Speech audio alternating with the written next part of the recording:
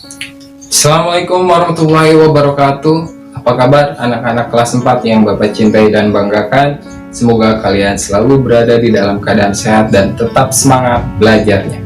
Hari ini kita akan belajar tema 3 dengan muatan mata pelajaran bahasa Indonesia, yaitu tentang simulasi, wawancara, dan kriteria pertanyaan yang baik. Di tema 1 kita sudah belajar tentang wawancara. Oleh karena itu, Bapak akan mengulas sedikit saja tentang wawancara, tentang pengertiannya, tentang pengertian narasumber, dan lain sebagainya. Pengertian wawancara yaitu percakapan antara narasumber dengan pewawancara. Kemudian pewawancara itu adalah orang yang mengajukan pertanyaan, sementara narasumber adalah orang yang memberikan jawaban atau pendapat atas pertanyaan-pertanyaan yang diajukan oleh pewawancara. Kemudian narasumber juga bisa disebut sebagai orang yang ahli di bidangnya.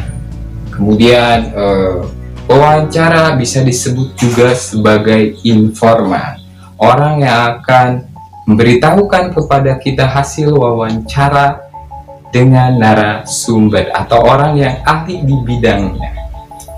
Oke, setelah kalian tahu pengertiannya, maka kalian juga harus tahu tujuannya.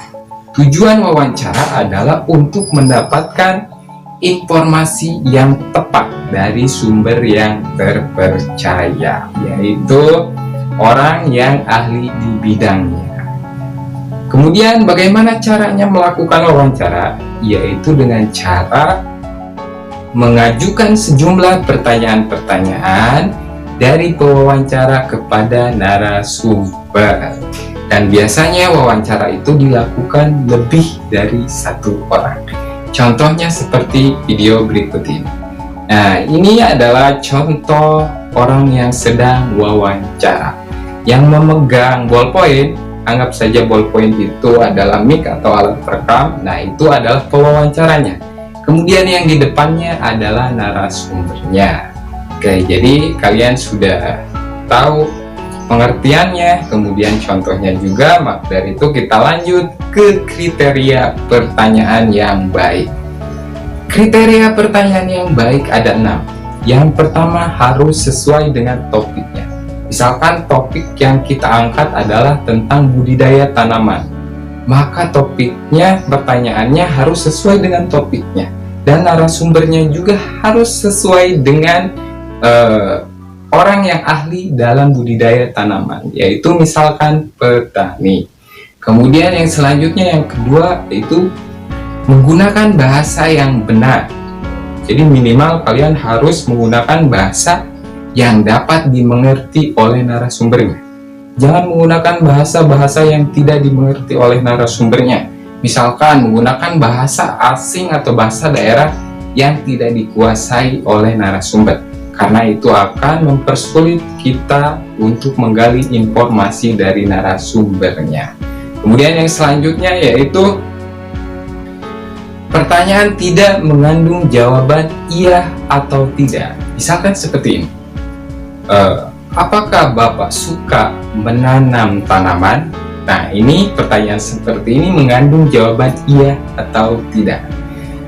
Pertanyaan yang baik itu harus mengandung jawaban yang panjang atau uraian atau penjelasan. Kalau yang tadi itu jawabannya pasti iya atau tidak, tidak mungkin sebuah uraian. Jadi Bapak kasih contoh pertanyaan yang mengandung jawaban uraian atau penjelasan. Misalkan seperti ini, apa yang membuat Bapak menyukai tanam menanam? Nah, itu pasti jawabannya akan sebuah uraian. Tidak mungkin jawabannya iya atau tidak. Nah, kemudian yang selanjutnya yaitu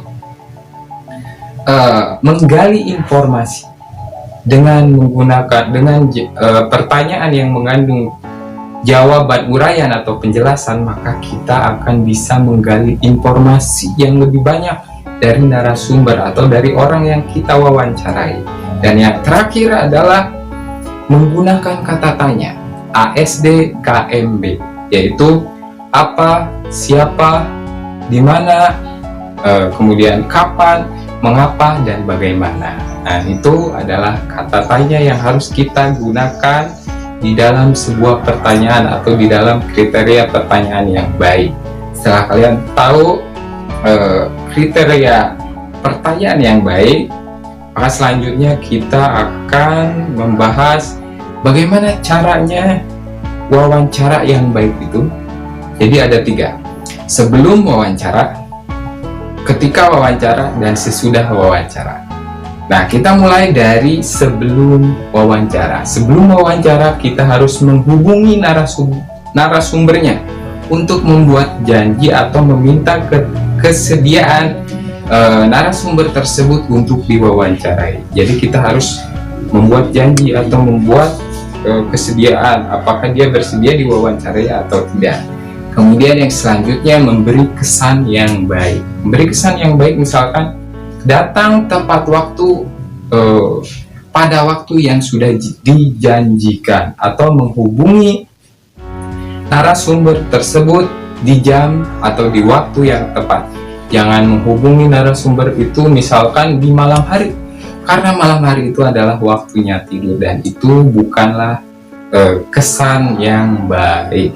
Kemudian selanjutnya yaitu berbicara sopan dan berpakaian sopan. Tentu saja ketika kita berwawancara harus menggunakan bahasa yang sopan dan pakaian yang sopan, karena kita akan menghadap narasumber kita dan kita harus menghormati narasumber kita. Berbicara yang sopan juga bukan hanya terhadap narasumber, berpakaian yang sopan juga bukan hanya terhadap narasumber saja. Ketika menghadapi siapa saja kita harus seperti demikian.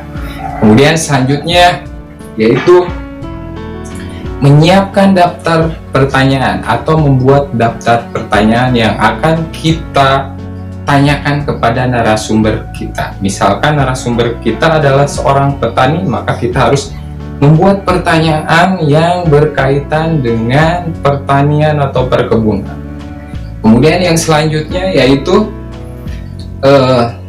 setelah membuat daftar pertanyaan, maka selanjutnya kita harus di dalam pertanyaan itu harus mengandung kata tanya yang seperti Bapak katakan tadi, yaitu ASDKMB ya.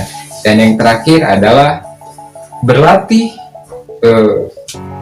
dengan daftar yang kalian buat, dengan daftar pertanyaan yang kalian buat. Jadi kalian tidak boleh tergantung pada daftar yang sudah kalian tulis.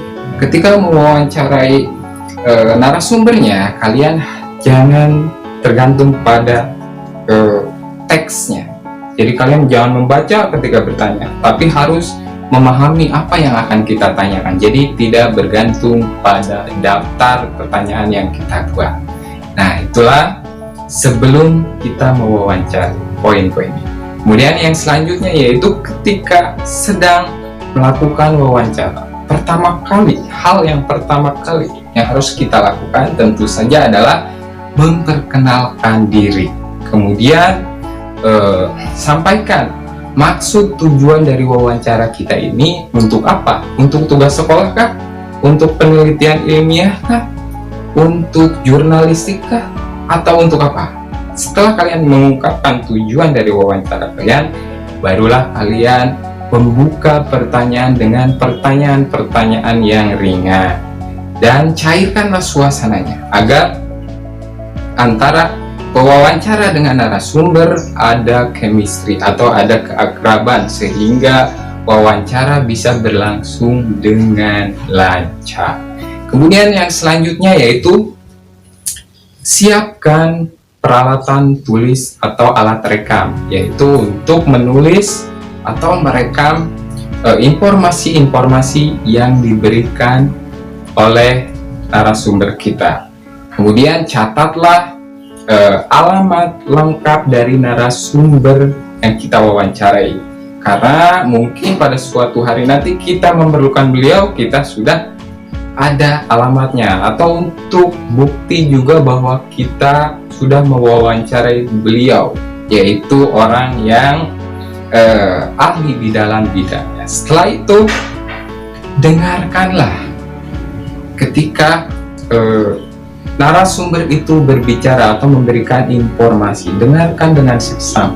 Kemudian jangan memotong pembicaraannya. Kemudian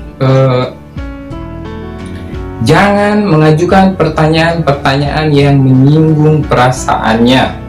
Kemudian yang selanjutnya, hindari pertanyaan-pertanyaan yang berbelit-belit.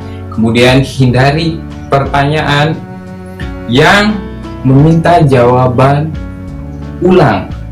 Misalkan narasumber tersebut sudah menjawab tapi kita meminta untuk mengulang lagi jawabannya. Nah, itu harus dihindari. Kemudian satu lagi yaitu jangan